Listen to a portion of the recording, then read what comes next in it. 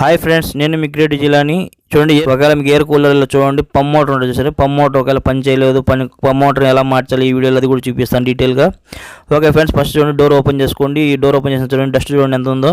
ఈ విధంగా ఓపెన్ చేసిన తర్వాత మనకు సైడ్లో చెక్ చేద్దాం. ఫస్ట్ మనకు పంప్ మోటార్ బంద్ చేస్తుంది లేదని స్విచ్ వేసాను చూడండి, ప్లగ్ పెట్టి.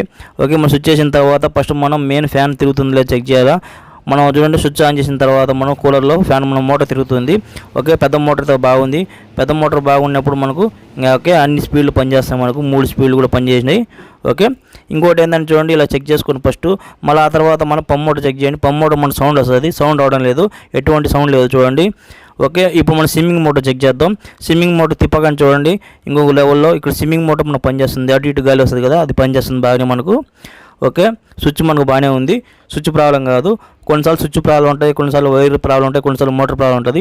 ఇక్కడ ఏమైందంటే చూడండి మోటార్ ప్రాబ్లం అండి. మోటార్ మనకు ఎటువంటి సౌండ్ రావడం లేదు, అన్ని పని చేస్తున్నాయి. మనకు పంప్ మోటార్ ఒకటి మనకు రన్నింగ్ కాలేదు, డస్ట్ బాగా ఉంది, అందువల్ల మనకు. ఓకే, ఇప్పుడు పంప్ మోటార్ మారుద్దాం. పంప్ మోటార్ వచ్చి 300 నుంచి 400 పడుతుందండి. ఈ విధంగా మనకు ఫస్ట్ మనం ప్లగ్ ఆఫ్ చేసి స్విచ్ ఆఫ్ చేసి మనం ప్లగ్ తీసేయండి ఈ విధంగా, ఎందుకంటే సప్లై ఉండకూడదు, షాక్ కొట్టచ్చు.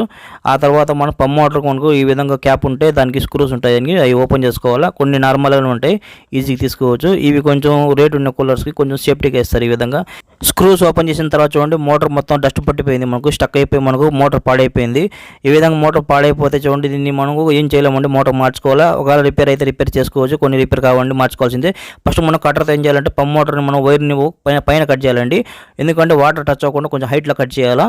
ఆ తర్వాత మనకు జాయిన్ చేసేటప్పుడు వాటర్ తడుతుందండి. ఈ విధంగా పైన కట్ చేశాను నేను కొంచెం, ఎందుకంటే 2 అడుగుల పైన. ఈ విధంగా వైర్ని కొంచెం చిలుకుతున్నాను అండి, అంటే మనం పైన స్లీవ్ తీస్తున్నాను. ఈ విధంగా 2 వైర్లు ఉంటుంది ఒక వైర్లోనే. ఇప్పుడు మనం వైర్ని మనం స్లీవ్ ఓపెన్ చేసి పెట్టుకుందాం.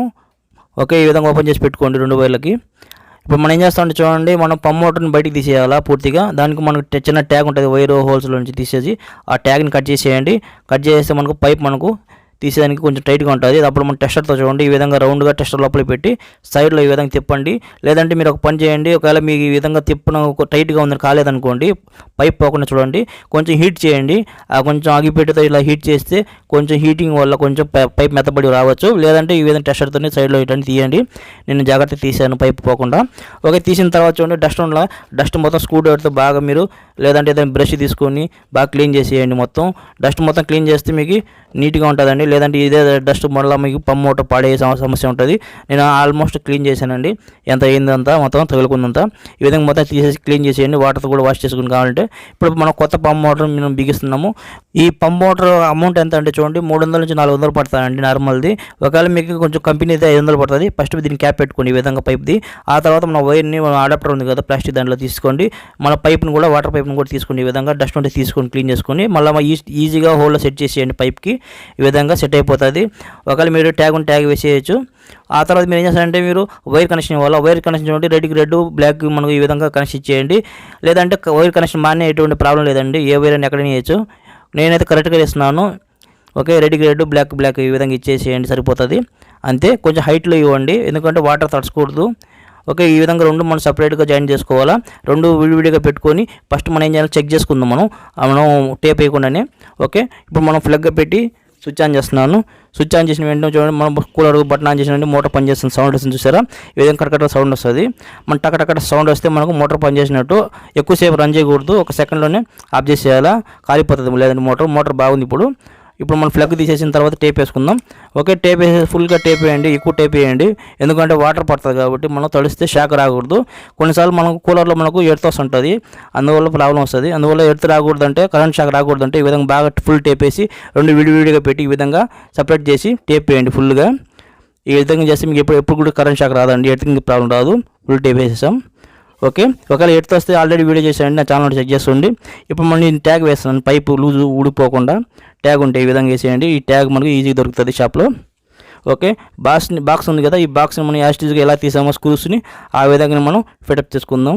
ఒకవేళ బాక్స్ లేకుండా పర్లేదండి, నార్మల్గానే పెట్టేయచ్చు ఆ బాక్స్, ఎందుకంటే సేఫ్టీ డస్ట్ ఏం పోకుండా సేఫ్టీ కోసం క్లీన్ చేసుకోండి. ఈ హోల్స్ ఉన్నాయి చూసారా, ఈ హోల్స్ మనం బ్లాక్ అయ్యి ఉంటాయి, ఈ హోల్స్ని మనం క్లియర్ చేసుకోవాలి. ఓకేనా, ఈ హోల్స్ మనం క్లియర్గా ఉంటేనే మనకు వాటర్ కిందికి వస్తుంది. అప్పుడు మనకు కూలింగ్ తడిస్తే బాగా కూలింగ్ ఫుల్గా వస్తుంది. కొంతమంది తడసదు బాగా గిడ్డాడు అంటారు కదా, అందువల్లే ఈ హోల్స్ క్లియర్ చేసుకోండి. ఓకే, ఆ తర్వాత చూడండి మనకు వాటర్ పైప్లో మన డస్ట్ ఉంటుంది, ఒకసారి శుద్ధి ఉంటుంది, ఒకసారి ఏదైనా డస్ట్ ఉంటుంది. ఈ విధంగా మీరు హోల్స్లో గుచ్చి ఈ విధంగా తీసేయచ్చు. కొంచెం తట్టండి, టెస్టర్తో స్క్రూ డ్రైవర్తో ఏదైనా చిన్న గుచ్చితే ఈజీగా వచ్చేస్తుంది. దీనికి చిన్న క్యాప్ ఉంటుంది ముందు పక్క, ఆ క్యాప్ను కూడా మనం చూడండి కొంచెం పైకి ఇట్లా అయితే ఈజీగా వచ్చేస్తుంది. పైపుల్లో ఈ విధంగా డస్ట్ పేరకపోతే మనకు వాటర్ సరిగ్గా రాదండి, బాగా క్లియర్ చేసుకోవాలి, బాగా క్లీన్ చేసుకోండి. ఈ విధంగా క్యాప్ని తీసి బాగా మళ్ళీ క్యాప్ని ఈజీగా మనం సెట్ చేసేయచ్చు, ప్రెస్ చేసేయచ్చు అంతే. ఈ విధంగా 3 పైపులు క్లియర్ చేసుకోండి. ఓకే, ఈ స్విచ్ ఆన్ చేసేసాను. ఓకే, ఇప్పుడు మనం పంప్ మోటార్ ఫస్ట్ ఆన్ చేస్తాను చూడండి. పంప్ మోటార్ ఆన్ చేసిన వెంటనే మనకు వాటర్ చూడండి, మనకు మొత్తం మన చుట్టూరు మనకు ఫుల్గా వాటర్ వస్తుంది, ఎక్కడ కూడా గ్యాప్ లేకుండా. ఓకే, ఈ విధంగా మనకు 100% మనకు ఫుల్ కూలింగ్ వస్తుంది. ఓకే, మీరు ఎప్పుడు కూడా సరే ఫుల్ కూలింగ్ రావాలంటే చూడండి, ఈ విధంగా మీరు అన్ని హోల్స్ క్లియర్ చేసుకోండి గ్యాప్స్ లేకుండా.